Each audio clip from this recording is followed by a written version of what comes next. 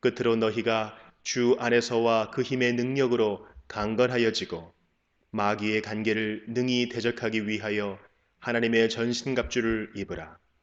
우리의 씨름은 혈과 육을 상대하는 것이 아니요 통치자들과 권세들과 이 어둠의 세상 주관자들과 하늘에 있는 악의 영들을 상대함이라. 그러므로 하나님의 전신갑주를 취하라. 이는 악한 날에 너희가 능히 대적하고 모든 일을 행한 후에 서기 위함이라. 그런즉 서서 진리로 너희 허리띠를 띠고 의의 호심경을 붙이고 평안의 복음이 준비한 것으로 신을 신고 모든 것 위에 믿음의 방패를 가지고 이로써 능히 악한 자의 모든 불화살을 소멸하고 구원의 투구와 성령의 검 곧 하나님의 말씀을 가지라.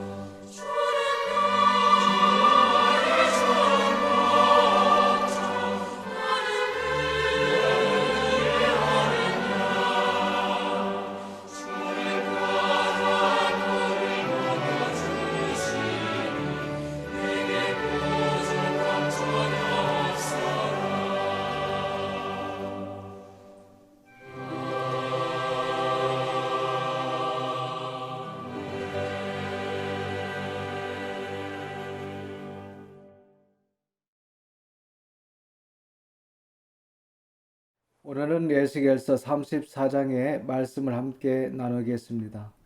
예스겔서 34장 1절에서 10절의 말씀은 이스라엘의 지도자와 이스라엘의 백성을 각각 목자와 양으로 비유하면서 특별히 양떼를 돌보지 않고 자기의 배를 채우기에 바빠서 양떼를 죽음으로 몰아넣고 있는 거짓 목자에 대해서 책망하시고 심판하시는 말씀들을 함께 살펴보겠습니다.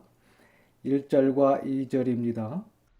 여호와의 말씀이 내게 임하여 이르시되 인자야 너는 이스라엘 목자들에게 예언하라. 그들 곧 목자들에게 예언하여 이르기를 주 여호와께서 이같이 말씀하시되 자기만 먹는 이스라엘 목자들은 화 있을진저 목자들이 양떼를 먹이는 것이 마땅하지 아니하냐. 하나님께서 예스겔에게 이스라엘의 목자들 곧 이스라엘의 왕과 지도자들에게 예언하라고 하십니다.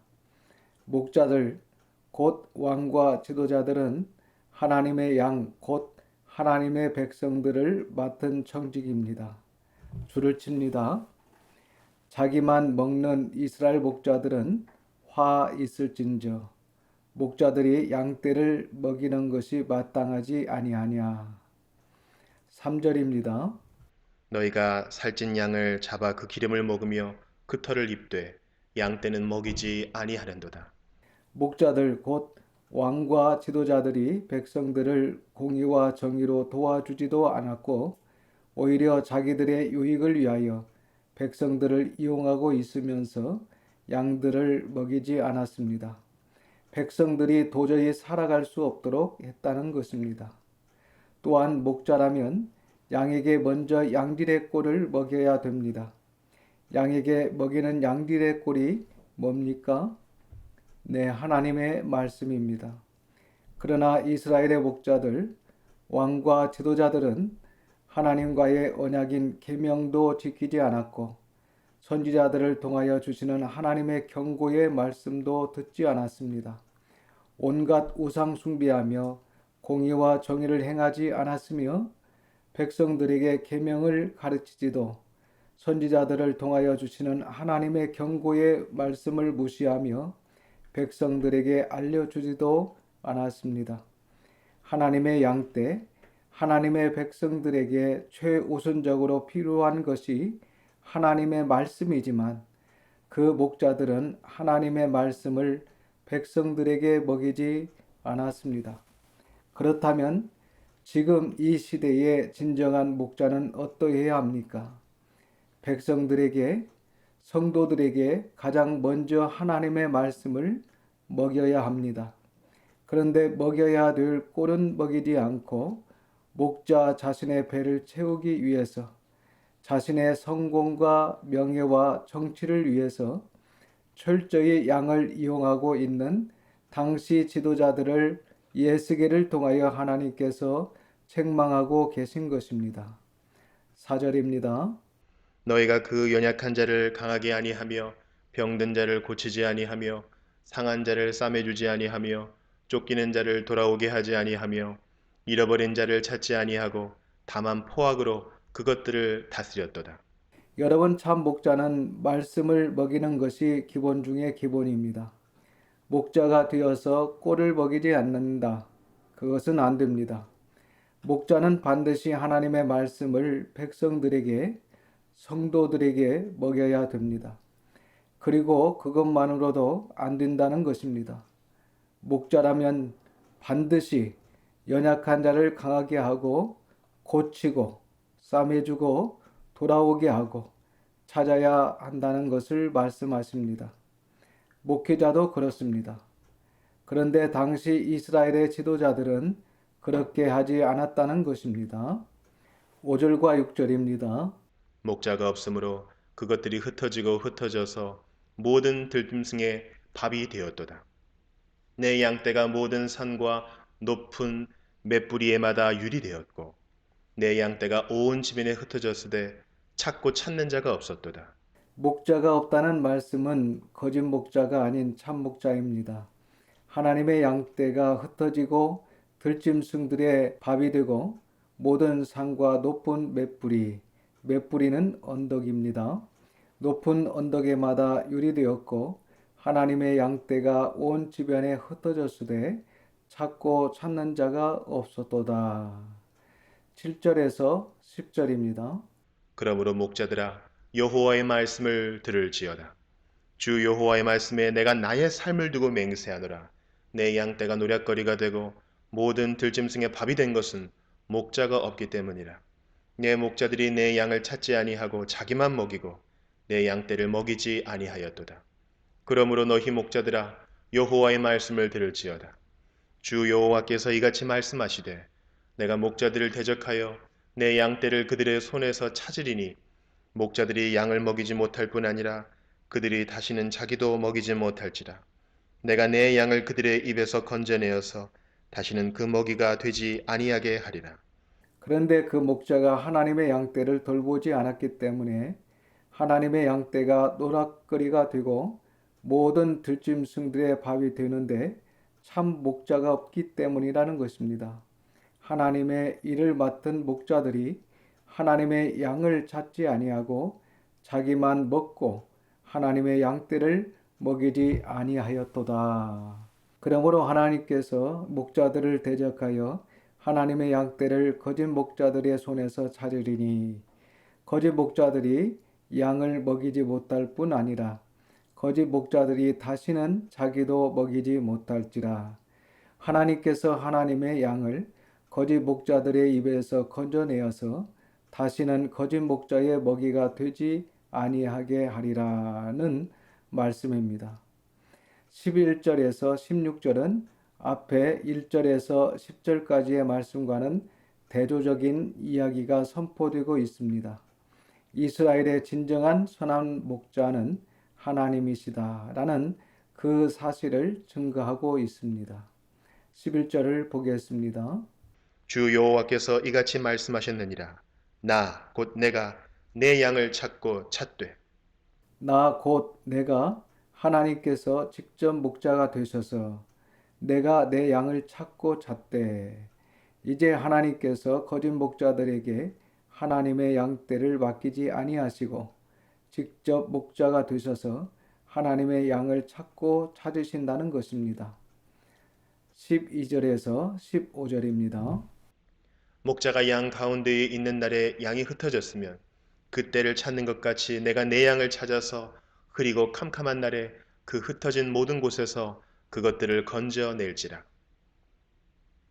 내가 그것들을 만민 가운데에서 끌어내며 여러 백성 가운데에서 모아 그 본토로 데리고 가서 이스라엘 산 위에와 시냇가에와 그 땅 모든 거주지에서 먹이되 좋은 꼴을 먹이고 그 우리를 이스라엘 높은 산에 두리니 그것들이 그곳에 있는 좋은 우리에 누워 있으며 이스라엘 산에서 살찐 꼴을 먹으리라. 내가 친히 내 양의 목자가 되어 그것들을 누워 있게 할지라. 주 여호와의 말씀이니라. 하나님께서 직접 흩어져 유리하는 양들을 찾고 건지고 해서 만민 가운데서 끌어내며 여러 백성 가운데서 모아 그 본토 가나안으로 데리고 가서 이스라엘 산 위에 예루살렘 산 위에와 시냇가에와 그 땅 모든 거주지에서 먹이되 좋은 꼴을 먹이고 그 우리를 이스라엘 높은 산 예루살렘에 두리니 그것들이 그곳에 있는 좋은 우리에 누워 있으며 이스라엘 산에서 살찐 꼴을 먹으리라. 15절에 발표합니다. 내가 친히 내 양의 목자가 되어 그것들을 누워 있게 할지라. 주 여호와의 말씀이니라. 그래서 하나님께서 거짓 목자들에게 양을 맡기지 않고 직접 목자가 되셔서 양을 치시겠다 그런 말씀을 하십니다. 이 이야기는 뒷부분에 가면 좀 더 구체적으로 말씀하고 계신 것을 볼 수 있습니다. 16절입니다. 그 잃어버린 자를 내가 찾으며 쫓기는 자를 내가 돌아오게 하며 상한 자를 내가 싸매주며 병든 자를 내가 강하게 하려니와 살찐 자와 강한 자는 내가 없애고 정의대로 그것들을 먹이리라. 이제 17절부터 22절의 말씀은 하나님께서 양들을 심판하시겠다라고 하십니다. 1절에서 10절은 거짓 목자에 대한 심판을 말씀하시고 11절에서 16절은 하나님께서 친히 목자가 되어 주시겠다라고 말씀하신 다음에 17절부터는 양들을 심판하시겠다라고 하십니다. 양들 중에 특별히 악한 양들이 있다는 것입니다. 그래서 그 악한 양들을 심판하시겠다라는 말씀을 하고 계십니다. 그래서 당시 자기의 배만 불리고 양들을 철저하게 이용해 먹는 목자들도 문제였지만 양들 사이에서 양을 괴롭히는 악한 양도 문제다. 이 이야기를 하고 계십니다. 17절입니다. 주 여호와께서 이같이 말씀하셨느니라. 나의 양떼 너희여, 내가 양과 양 사이와 순양과 순염소 사이에서 심판하노라. 오늘날로 이야기하면 백성들 사이에서, 성도들 사이에서 내가 심판하겠다. 물론 목자들도 중요한 위치를 차지하고 있지만 양들과의 관계도 너무 중요하다는 것입니다. 18절로 20절의 말씀을 보겠습니다. 너희가 좋은 꼴을 먹는 것을 작은 일로 여기느냐? 어찌하여 남은 꼴을 발로 밟았느냐? 너희가 맑은 물을 마시는 것을 작은 일로 여기느냐? 어찌하여 남은 물을 발로 더럽혔느냐? 나의 양은 너희 발로 밟은 것을 먹으며 너희 발로 더럽힌 것을 마시는도다 하셨느니라. 그러므로 주 여호와께서 그들에게 이같이 말씀하시되, 나 곧 내가 살찐 양과 파리한 양 사이에서 심판하리라. 줄을 칩니다. 나 곧 내가 살찐 양과 파리한 양 사이에서 심판하리라. 그러니까 백성들 가운데서도 힘이 있는 백성들이 있고 힘이 약한 백성들이 있다는 것입니다. 그래서 힘 있는 백성들과 힘이 약한 백성들 사이에서 하나님께서 정확하게 심판하시겠다, 판단하시겠다, 그런 말씀을 하고 계십니다. 21절, 22절입니다. 너희가 옆구리와 어깨로 밀어뜨리고 모든 병든 자를 뿔로 받아 무리를 밖으로 흩어지게 하는도다. 그러므로 내가 내 양떼를 구원하여 그들로 다시는 노략거리가 되지 아니하게 하고 양과 양 사이에 심판하리라. 그래서 목자들도 역사를 어렵게 만들지만 이 악한 양들도 역사를 어렵게 만들었다는 것입니다. 특별히 이 악한 양들이 약한 양들을 어깨로 밀어뜨리고 뿔로 들이받으면서 그 약한 양들이 살고 싶어서 우리 가운데로 모여드는데 그 모인 것을 이 힘 있는 악한 양들이 그 약한 양들을 흩어지도록 했다는 것입니다. 그래서 하나님께서 살찌고 힘센 양들을 거짓 목자와 마찬가지로 심판하시겠다, 이런 말씀을 하고 있습니다. 그래서 교회에서도 구성원들 중에 대부분 진리에 반응하시는 분들은 가난한 심령을 가지신 분들이고 약한 성도들이 많이 있지만 그래도 그 가운데 어떤 성도들은 힘이 있고 돈이 있고 능력이 있고 은사가 있는 분들이 간혹 있습니다. 하지만 그러한 힘과 돈과 능력과 은사가 자기 자신을 기쁘게 하기 위해서 하나님께서 주신 것이 아니라 우리가 성경을 통해서 계속해서 발견하고 있는 것처럼 강한 자는 약한 자의 연약함을 마땅히 감당해야 합니다. 마땅히 연약한 성도의 약점을 감당하기 위해서 하나님께서 돈도 힘도 은사도 주시고 그리고 그러한 환경을 허락해 주시는 것이기 때문에 늘 강한 자는 약한 자의 약점을 감당해야 된다는 것을 언제나 명심해야 합니다. 그래서 힘이 있다고 들이받고 우리로 들어온 사람들을 무리 밖으로 내보내는 것이 아니라 힘이 있을수록 겸손하게, 온유하게, 조용히 잠잠하게 섬기는 것이 필요합니다. 23절과 24절을 박스 치시고 별표하겠습니다. 그리고 거기에 메시아 예언이라고 적습니다. 메시아 예언. 이렇게 예스겔서에서도 예수님에 대한 예언이 나오고 있습니다. 아주 중요한 이야기입니다. 23절입니다. 내가 한 목자를 그들 위에 세워 먹이게 하리니 그는 내 종 다윗이라. 그가 그들을 먹이고 그들의 목자가 될지라. 내가 한, 여기 한이라는 말은 히브리어로 에하드입니다. 여기에서는 하나, 한이라고 번역을 했는데 다른 뜻으로 유일한이라는 뜻이 있습니다. 그러니까 유일한 목자라는 것입니다. 앞에서 거짓 목자들 때문에 이스라엘 백성들이 너무 큰 고통을 당해서 이제 내가 친히 너희 목자가 되겠다라고 말씀하셨는데 앞에 15절에서 말씀하시는 하나님께서 친히 너희 목자가 되겠다라는 뜻이 무엇이겠습니까? 메시아, 즉 예수 그리스도를 보내시겠다라는 뜻입니다. 그래서 그 구체화된 이야기가 23절 메시아 예언을 통해서 나오고 있습니다. 내가 유일한 목자, 하나밖에 없는 유일한 목자를 그들 위에 세워 먹이리니 줄을 칩니다. 그는 내 종 다윗이라. 비유법 중에서도 운유법을 사용하고 있습니다. 그가 그들을 먹이고 그들의 목자가 될지라. 다윗은 에스겔 때로부터 약 500년 전 사람입니다. 그런데 갑자기 에스겔서에서 내 종 다윗이라고 예언을 하고 있다는 것입니다. 그래서 이 예언은 500년 전 다윗을 이야기하는 것이 아니라 다윗의 자손으로 오실 예수 그리스도를 예언하는 것으로 보면 됩니다. 그리고 우리가 여기서 한 가지 더 생각해 볼 수 있는 것이 다윗이 원래 목자였습니다. 그래서 앞에서 목자 이야기를 하지 않습니까? 우리가 잘 아시다시피 다윗은 양을 치는 목동이었습니다. 그런데 이 다윗이 어릴 적부터 얼마나 양을 잘 쳤던지 사자나 곰이 다윗의 양을 건드렸다가는 큰일이 났습니다. 사무엘상 17장에 보면 사자나 곰이 다윗의 양을 물고 갔다 하면 다윗은 끝까지 쫓아가서 사자와 곰의 입에 물려있는 새끼 양을 꺼내왔다고 합니다. 그래서 사자와 곰에게서 자기의 양을 생명 걸고 철저하게 보호했던 다윗의 모습을 볼 수 있습니다.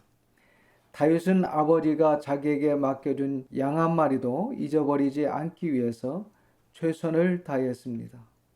물론 다윗이 용기와 탐욕이 있어서 그럴 수도 있지만 사실 신실하고 충성되었기 때문에 맡겨진 일에 최선을 다한 것이라고 볼 수 있습니다. 우리도 우리 자신이 하나님 앞에서 신실하고 충성스럽게 하나님께서 우리에게 맡겨주신 양이 있다면 다윗과 같이 목숨 바쳐 지켜낼 때에 잘했다 하시면서 더 중요한 일들을 맡겨주실 것입니다. 하나님께서는 이러한 다윗이 마음에 드셨던 것입니다. 그래서 다윗의 이러한 모습을 보시고 내가 너에게 12지파를 맡겨도 되겠다 해서 다윗은 양을 치던 목동에서 한 민족의 12지파를 치는 목자, 왕이 되는 것을 사무엘 상서를 통해서 살펴본 적이 있었습니다. 이러한 다윗의 성품, 다윗의 정신, 다윗의 자세를 가진 진짜 목자가 다윗의 자손으로 오시게 된다는 것을 지금 에스겔이 예언하고 있는 것입니다. 요한복음 6장 39절에 우리 예수님께서도 내게 주신 자 중에서 내가 하나라도 잊어버리지 아니하고 라는 말씀을 하신 적이 있습니다. 다윗과 통하는 것이 있지 않습니까? 그래서 다윗은 참 목자의 그림자이며 예수 그리스도는 참 목자의 실상인 것입니다. 24절입니다.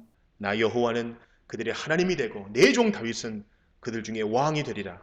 나 여호와의 말이니라. 계속해서 메시아의 예언이 나옵니다. 나 여호와는 그들의 하나님이 되고 내 종 다윗은 예수 그리스도는 그들 중에 왕이 되리라. 그래서 왕으로 오신 예수 그리스도라고 우리가 고백하고 있는 것입니다. 그리고 25절부터 31절까지는 그 메시아께서 오셔서 이루시는 놀라운 일들이 있다는 것입니다. 첫 번째로 25절에 내가 또 그들과 화평의 언약을, 새 언약인 신약을 맺는다고 하십니다. 두 번째로 26절에 내가 그들에게 복을 내리고 소낙비를 내리고 내 산 사방에 복을 내리며 때를 따라 소낙비를 내리되 복된 소낙비를 내려 밭에 나무가 열매를 맺으며 땅이 그 소산을 내리니 그들이 그 땅에서 평안할지라.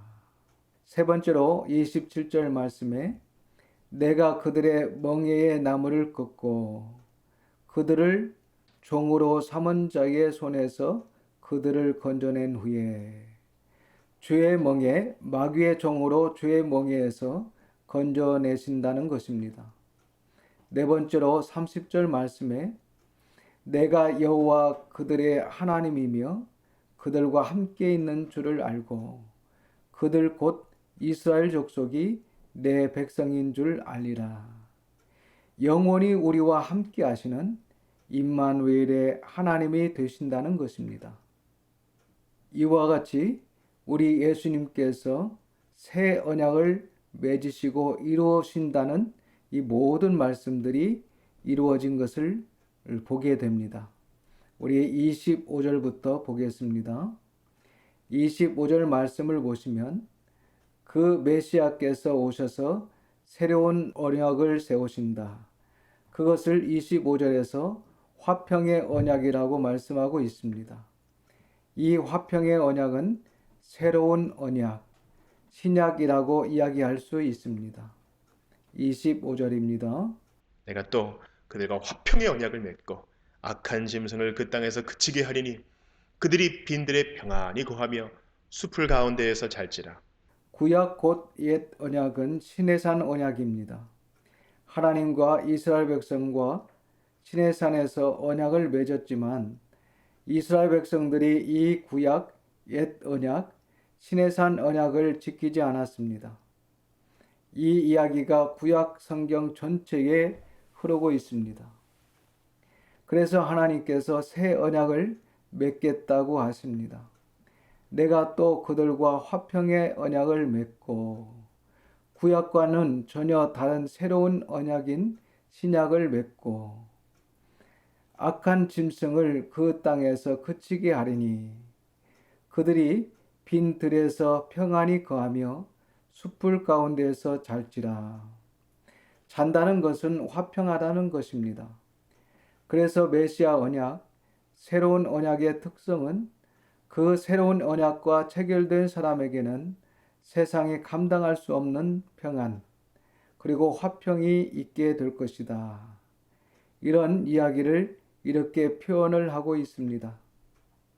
신약 성경에 보면 예수님께서 세례 요한의 제자들이 찾아왔을 때에 그 제자들 편에 이러한 전가를 세례 요한에게 보낸 적이 있었습니다. 맹인이 보며 못 걷는 사람이 걸으며 나병 환자가 깨끗함을 받으며 귀머거리가 들으며 죽은 자가 살아나며 가난한 자들에게 복음이 전파된다 하라. 그래서 이 새 언약, 화평의 언약의 대상자가 대부분은 맹인, 걷지 못하는 사람, 나병 환자, 귀먹은 사람, 가난한 사람이었다라는 것입니다.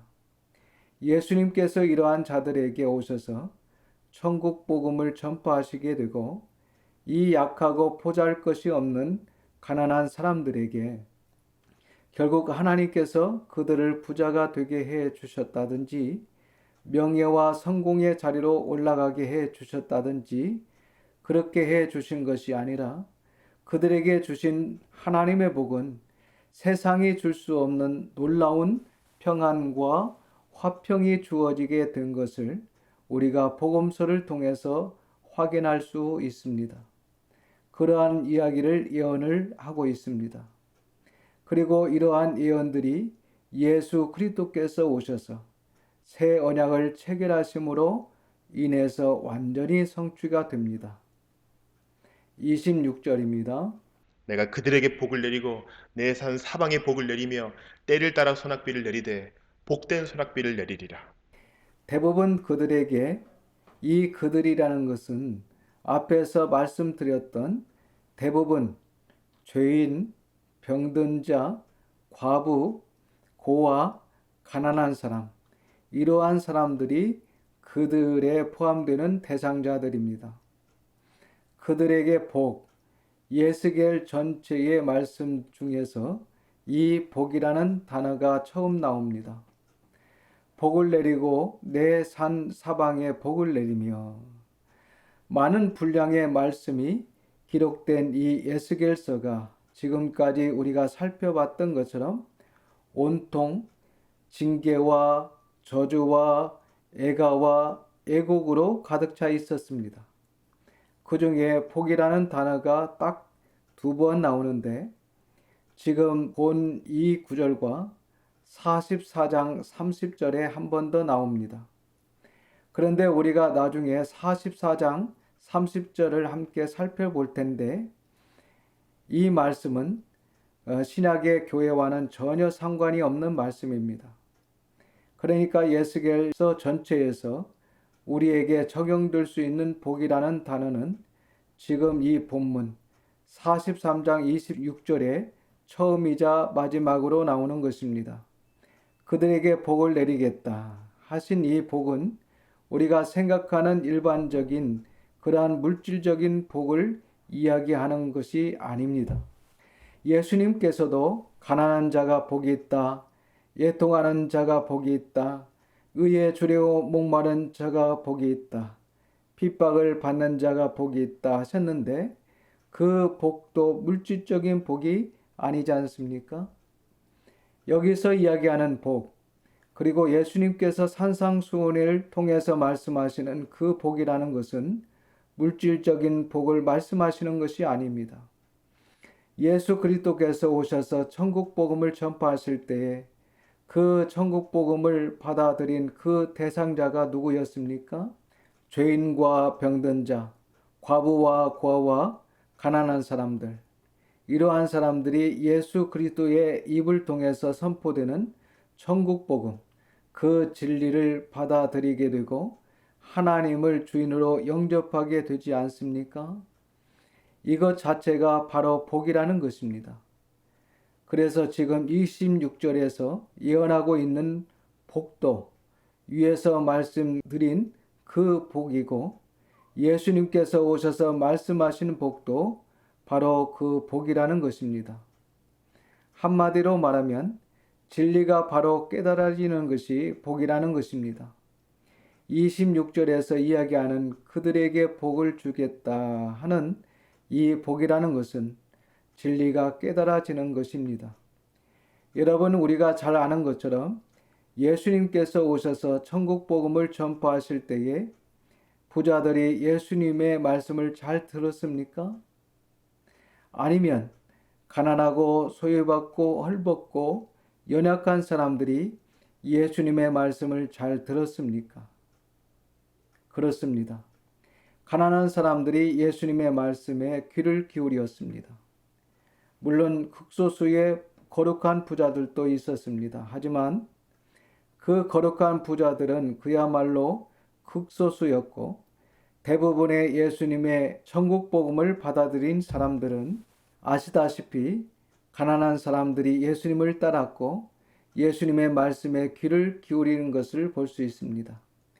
또한 예수님의 친구들 역시 거의 다 그러한 사람들이었던 것을 우리가 복음서를 통해 분명하게 발견할 수가 있습니다. 그래서 예수님께서 가난한 자가 복이 있다 그렇게 말씀하셨는데 설마 그렇겠나? 우리는 그런 마음이 있겠죠? 그런데 정말 그렇습니다. 우리 자신을 보면 알 수 있습니다. 힘이 없고 연약하고 부족한 우리를 하나님의 자녀로 불러주시고 진리로 인도하시는 크신 사랑을 보면 우리가 복을 받았다라고 고백하지 않을 수가 없습니다. 26절 하반절을 계속해서 보시면 때를 따라 소낙비를 내리되 복된 소낙비를 내리리라.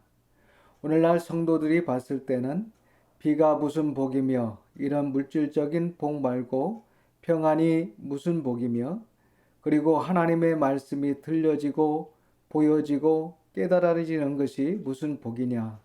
이렇게 우리의 모든 생활이 힘이 드는데 이게 무슨 복이냐라고 할 수 있습니다. 그렇지만 하나님은 그게 복이라는 것입니다. 그리고 비가 오는 것이 복이라는 것입니다. 비가 오는 것을 불평해서는 안 된다는 것입니다. 왜냐하면 비야말로 하나님께서 주시는 생명의 젖줄이며 복이라는 것입니다. 다 아시는 것처럼 태풍이 치고 폭우가 쏟아진다 할지라도 매스컴에서는 오직 피해에 대해서만 강조하지만 사실은 폭풍과 태풍이라 할지라도 피해보다는 우리 바다와 땅을 기준으로 봤을 때는 덕이 훨씬 더 많다고 합니다. 그래서 이 비야말로 하나님의 복 중의 복인데 특히 어떤 비가 복 중의 복이겠습니까? 때를 따라 내려주시는 비, 이것이야말로 복 중의 복입니다. 27절입니다. 그리 한즉 밭의 나무가 열매를 맺으며 땅에 그 소산을 내리니 그들이 그 땅에서 평안할지라. 내가 그들의 멍에의 나무를 꺾고 그들을 종으로 삼은 자의 손에서 그들을 건져낸 후에 내가 여호와인 줄을 그들이 알겠고 그리한즉 밭의 나무가 열매를 맺으며 땅이 그 소산을 내리니 그들이 그 땅에서 평안할지라.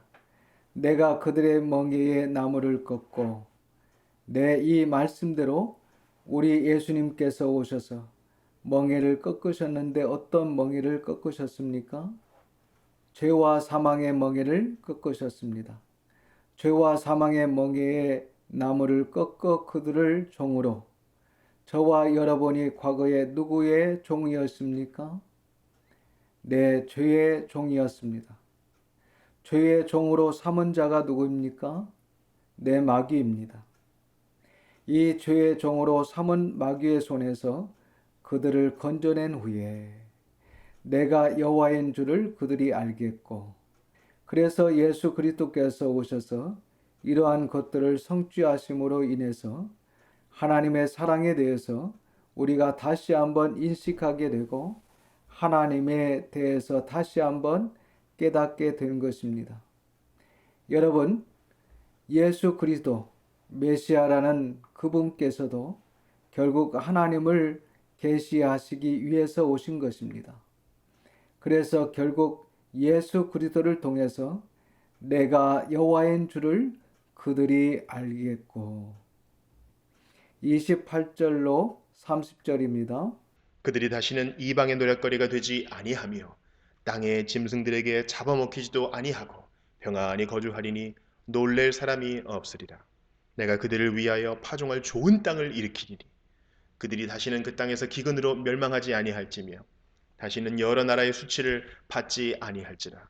그들이 내가 여호와 그들의 하나님이며 그들과 함께 있는 줄을 알고 그들 곧 이스라엘 족속이 내 백성인 줄 알리라. 주 여호와의 말씀이라. 그들이 내가 여호와 그들의 하나님이며 줄을 칩니다. 그들과 함께 있는 줄을 알고 그래서 예수님의 다른 이름이 임마누엘 하나님이 우리와 함께 계시다라는 것입니다. 하나님이 그들과 함께 있는 줄을 알고 그들 곧 이스라엘 족속이 내 백성인 줄을 알리라. 주 여호와의 말씀이니라. 31절입니다. 내 양, 곧 내 초장의 양 너희는 사람이요 나는 너희 하나님이라. 주 여호와의 말씀이니라. 내 양 곧 내 초장의 양 너희는 사람이요 나는 너희의 하나님이다. 나는 너희의 하나님 너희의 참 목자라. 주 여호와의 말씀이니라. 이렇게 목자의 이야기가 31절까지 이어지고 있는 것을 볼 수 있습니다. 그래서 34장에서는 목자에 대해서 그리고 참 목자 바로 하나님께서 친히 너희의 참복자가 되실 것이다. 그런 이야기를 하시고 그리고 양과 양 사이에 심판이 있을 것이다 라는 이야기를 하신 다음에 메시아 예언이 잠시 언급이 되는 것을 볼 수 있습니다. 그래서 이러한 이야기는 당시 이스라엘 백성들 가운데 더 이상 희망이 없다는 것입니다. 하나님께서 이스라엘의 왕과 지도자들을 하나님의 백성들을 하나님의 마음과 같이 인도하시기를 원했지만 하나님과의 언약을 버리고 이 언약이 무엇입니까? 시내산 언약입니다. 시내산에서 주신 십계명과 내위의 말씀을 버린 이들은 오히려 하나님의 양인 백성들을 유린하고 멸망으로 저주로 바벨론의 포로로 인도하는 것밖에 없었습니다. 그 지도자들이 백성들을 결국 바벨론의 포로로 저주로 인도했기에 이제는 하나님께서 직접 참복자가 되셔서 진리로 복으로 천국으로 인도하시겠다는 것입니다. 그래서 사실은 구약의 지도자들, 구약의 목자들에게 이런저런 희망의 메시지를 우리가 살펴보려고 하지만 정말 희망이 없습니다. 그래서 유일한 희망이라는 것은 예수 그리스도밖에 없다는 것을 말씀하고 있는 것이고 저와 여러분도 예스겔서를 살펴보는 동안 사실 마음이 다운되는 것을 어찌할 수가 없습니다. 우리가 이 예스겔서를 살펴보면서 기뻐하고 즐거워하고 분위기가 좋다라고 하면 그것은 우리가 하나님의 심정을 제대로 이해하지 못하고 있는 것입니다. 그래서 사실 우리가 이 어두운 말씀들을 살펴보면 희망이 보이지 않습니다. 그러다가 언제 희망이 보이냐면 결국은 구약의 말씀이 끝나고 복음서에 들어가서 예수 그리스도를 만나게 될 때 그때서야 그 빛의 가치를 알게 되고 그리고 그 빛이 얼마나 찬란한 빛인지 우리가 두 손을 들어 예수 그리스도를 맞이하게 되는 쪽으로 가게 될 것입니다. 그러나 지금도 이 세상을 볼 때에 우리의 앞날을 볼 때에 희망이 보이지 않습니다. 그러나 다시 오실 예수 그리스도, 초림의 약속을 이루신 우리 예수님께서 약속하신 말씀대로 재림의 주로 다시 오실 것을 기다리며 세속화되지 않고 세상과 다르게 하나님을 위해 거룩하게 구별된 삶을 살 때 우리에게 진정한 희망이 있는 것입니다. 기도하겠습니다. 아버지 하나님, 유일한 복을 붙잡기를 원합니다. 하나밖에 없는 진정한 희망을 가지고 살아가기를 원합니다. 이 땅에 살면서 우리가 천국 복음을 믿고 받아들이는 것이 복 중의 복이요 예수 그리스도야말로 우리의 유일한 희망인 줄을 믿습니다. 오늘 이스라엘의 목자들, 지도자들이 양들을 먹이지 아니하고 오히려 자기들의 배만 채워서 결국은 양들이 흩어지고 병들고 그들의 강포로 인해서 제대로 서지도 못하게 하므로 하나님의 심판을 받았고 또한 양들 중에서도 악한 양들이 심판받는 것을 보았습니다. 우리도 이 시간 악한 지도자들도 심판을 받지만 악한 성도 역시 심판을 받는다는 것을 명심하고 우리가 살아가면서 항상 약한 자, 병든 자, 위로운 자, 고독한 자, 소외당한 자, 어려움 당한 자들을 돌아보고 늘 긍휼의 마음으로 세상을 바라볼 수 있도록 은혜를 베풀어 주시옵소서. 정함이 없는 재물과 허탄한 곳에 마음을 두지 아니하고 영원한 가치가 있는 세계를 바라보며 늘 두렵고 떨림으로 주의 몸된 교회를 세워나가는 저희들이 다 되게 하여 주시옵소서. 이번 한 주간 동안도 하나님의 보호하심과 평안이 우리 모든 성도들과 자녀들에게 있기를 간구하며 우리의 구주 예수님의 이름으로 기도드립니다. 아멘.